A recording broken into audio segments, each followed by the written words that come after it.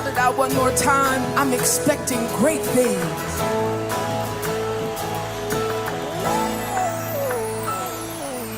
I'm expecting great things.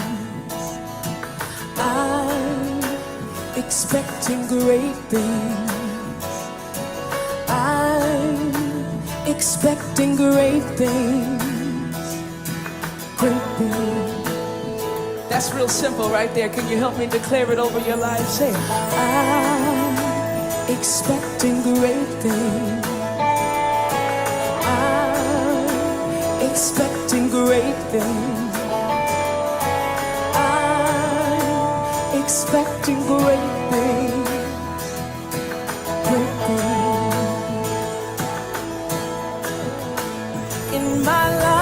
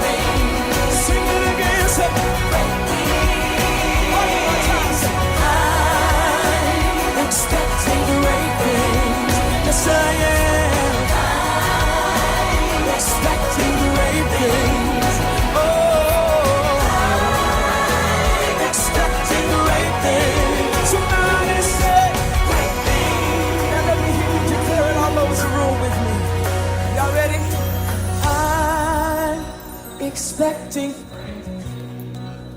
sing it.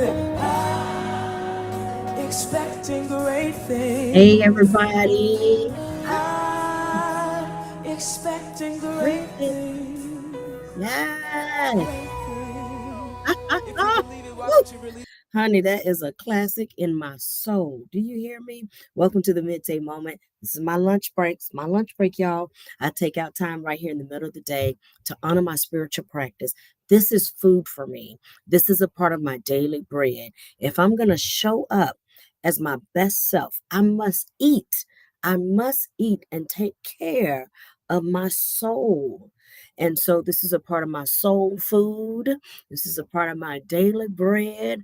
This is a part of me feeding my mind, my intellect, my heart, my will, good stuff. This is my vegetables, my vitamins, my proteins. This is all a part of that. The midday moment is a part of that. So I offer it to you as well. It's for me. I must do this. Whether I do it quietly, whether I do it off camera or on camera, I must do this. And so I'm just simply called to be out loud with it. I've been using the analogy like singers. We all probably sing a little bit, but everybody ain't called to sing out loud now, okay?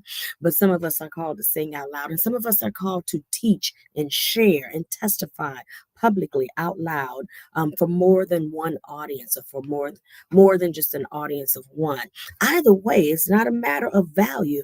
We are all valuable in this thing called humanity, in this thing called life, in this thing called kingdom, in this community. We are all valuable and we are all equal in the eyes of God. We're all equal. God loves me no more, no less than you. So we're all equal. Now, we may have different ranks of functioning, okay, but we're all equal. No better than, none of that. No, ma'am, no, sir. And so, at any rate, it's my pleasure to share with you as a part of my calling, to share with you out loud how I am eating, how I'm eating, just like some people cook. Some people don't need to cook for the whole thing. Just cook for you. Okay. I just cook for me and mine. That's it. I don't volunteer to cater. Okay. That is not my gift to cater and cook for 500. That's not it. Okay. Everybody don't need to be in charge of the Thanksgiving nor the Christmas dinner. All right. But we're all equal. But we got different ranks here in these gifts and functionings, okay? and so and so I might not be called to cook for the 500 and so forth.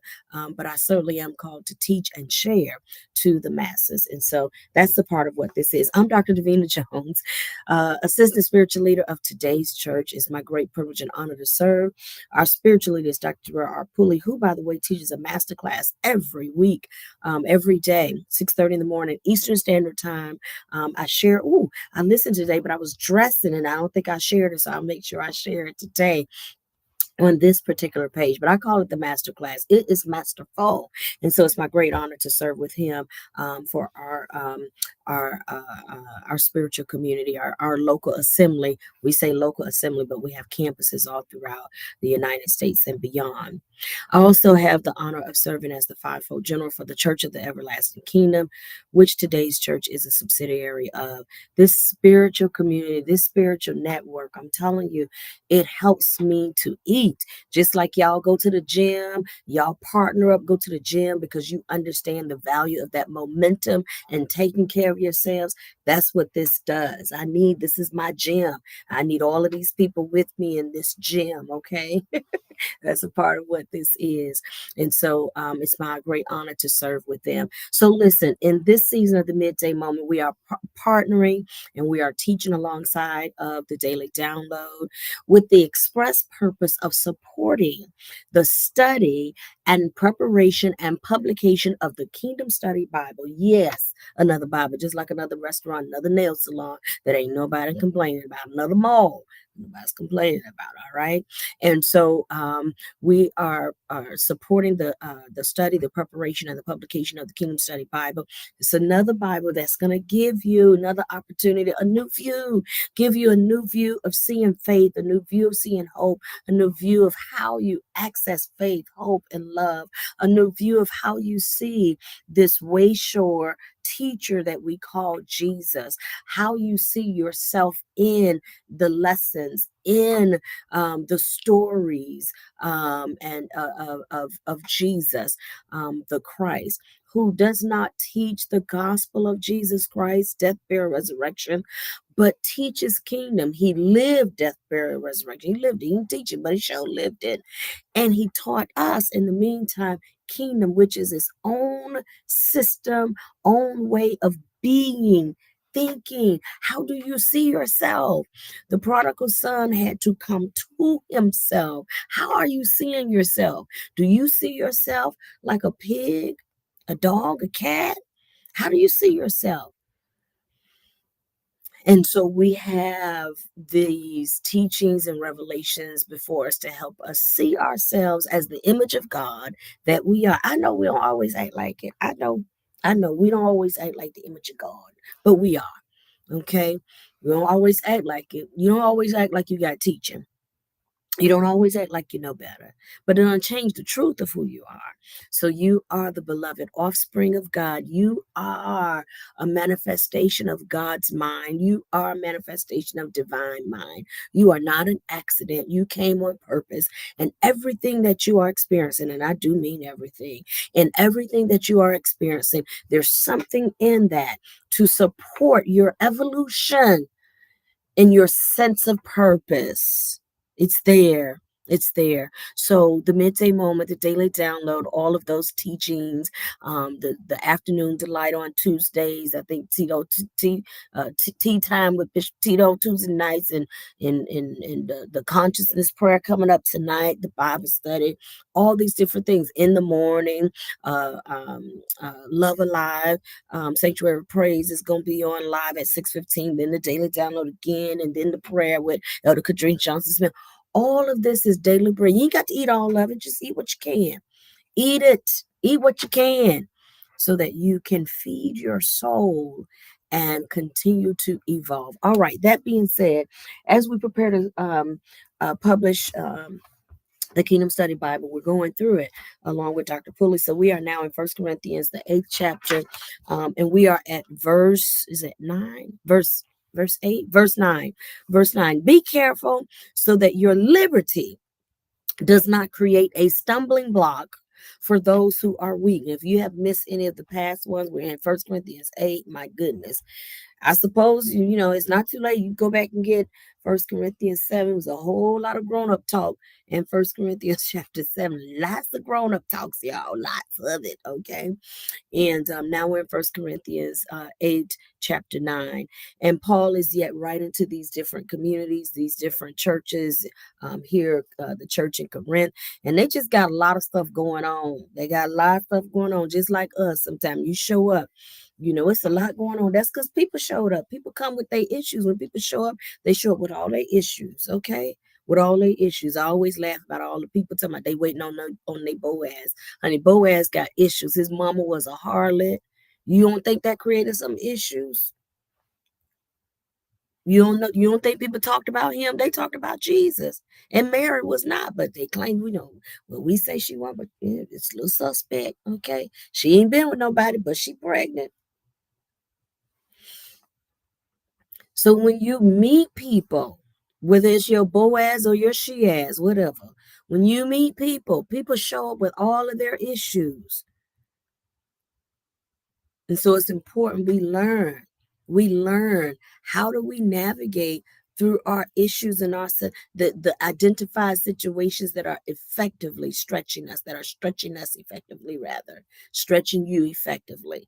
How do we deal with these scenarios that are stretching us? How? And so Paul is giving us some insight here, okay? So be careful so that your liberty, you found liberty, but be careful that your so-called found liberty does not become a stumbling block to somebody else who's just a little weaker. They can't handle all of that. So be mindful. You know how it is. Well, maybe some people do everything in front of their kids these days. Okay. But some things we don't have certain conversations in front of the kids. They're not prepared to decipher that. They're not prepared to properly digest that. Okay. And make sure, this go into that category and this gets flushed out. This goes to the kidney, this goes to the intestine. Well, they're not prepared for that. And so you respect and you consider their young ears. You consider their young ears. Their young digestive system, digestive system, digestion. You know what I'm trying to say. You know what I'm saying. Okay. And so, likewise, as it relates to your growth and you find freedom in whatever, be mindful. I don't spend all my time attempting to get everybody that I'm connected to into my theology, because there's so much liberty in my theology. And liberty means you have to be responsible. You know how all the young people, I can't wait till I get 18. I can't wait till I get 18. Well, honey, when you turn 18 and you grown, that comes with some responsibility. So when I sense that a person is not yet ready to take on that level of responsibility in their theology, that everything is in you, that everything starts with you, that everything that you are experiencing, that you're creating, that you are the everlasting energy creating all of this stuff, so that you can be educated. Everybody's not ready for that responsibility. So I'm very mindful of how I share. I was just talking to somebody the other night, and I'm transitioning out of my current role here professionally, and so excited about what's ahead. And so somebody said to me, "Well, January is going to hit you differently because you won't be coming back here, so it's going to hit you differently January." I didn't say amen. I didn't even do this. I just looked. I did not desire at that time. I did not wish, because they were in the midst of, just encouragement, whatever. I didn't desire to take that time and just do all this correcting with them. I have found my liberty, so I know all is well. So what I said to them, I said, well, call and check on me in January. So when they call, I'm give them the testimony. They're gonna be like, "How you doing?" I'm say, "Girl, fine. I'm great." Y'all remember the Kellogg's cornflakes tiger? Great. I'm great. But I wasn't gonna sit there at that time, and go through all that, and then she started feeling small because what she said was not matching my, not necessary. So we have the tendency to say about issues and things, "Well, I don't care. Well, that wasn't good. That offended her. I don't care." We have a tendency to say that phrase. There's a great permission in many of our in many of our communities, churches, cultural communities, religion, whatever. It's a great permission for us to say things like, "Well, I don't even care. They can do what they want. I don't even care. Well, this my life. I don't care. This my car. I don't care. I don't care. It's my car." Somebody, you listen to your special music, and somebody's in your car and that might not be so special to them. "Well, I don't care. She in my car." Let me tell you, how can we, these were my notes, my reflections from the daily download. Okay, it's my notes. How can we say, "I bow to the divine in you"? The divine in me bows to the divine in you, but I don't care. That's contradictory. We need to delete that phrase. We're working on deleting that from our vocabulary. How can you say, the God in me bows to the God in you"? How can we do that? That's contradictory. How can we say, we love God, we love self, and we love everyone, but then we say, "I don't care"? That's contradictory. You may say, "Well, um, I am deciding not to give energy to that. I'm deciding not to give energy to that." Well, I'm deciding to let the right person take care of that situation. But not, I don't care. I do care. It's just not mine to get over there and do it. But I do care, and I pray and bless God it's going to work out. It's just not mine to do. How can you say that Christ, you know, that how can you say that you are beholden to the Christ in you and beholden to the Christ in another, and then turn around and say, "I don't care"? Essentially, it takes us back to something that we've often said. Christ is in you. Oh, that is the truth. Christ is in you. The question is, how developed is the Christ in you? And the more you develop the Christ in you, I don't care is not a part of your vocabulary. I'll say that again because this is my conclusion. The more you allow Christ to be developed in you, the phrase I don't care, it doesn't fit in your vocabulary. It doesn't fit in your vocabulary. Not when you allow the Christ in you to be developed. The depending on, depending on, depending on. Some people got just enough Christ developing them where they would not commit murder. Some people got just enough Christ developed in them where, they're not going to steal your purse, even though it's right there in your wallet. It's right. They got enough Christ not to steal your purse. Might hit you up once, twice if you get in their face the wrong way, you know. But they got enough Christ not to steal. How developed is the Christ in you? I'm developing. I am allowing the Christ in me to be developed more and more and more. That's what this is right here. This study time, this reflection time. That's what this is. Okay. I love you. Don't be stingy. Like and share. All right. Like and share. Sometimes I do a midnight moment share. Sometimes I do both. So don't be stingy. Like and share. All right. I exalt God as the everywhere. Where you are, where I am. Evenly present spirit, there and there, no less, no greater, no different. The everywhere evenly present spirit of absolute good. And when I do not sense that good, that means it's not there. It means that it's time for me to do what is demonstrated in Genesis. Go into the chaos, go into the darkness, go into what appears to be absent of good and call out the good and let there be light. The good is already in every situation, as gruesome as it may be. There's good somewhere in there. It's up to us to learn how to go and call it out. I call out the good. That's why I can say I expect great things because I'm calling out the good in me and in you. I'm calling out the good in you. That's what Jesus did. Lazarus come forth. I'm calling out the good in you as well. I'm expecting great things for me and you. I'm expecting it. Let's get to it. I love you all. Take care. God bless. God be you.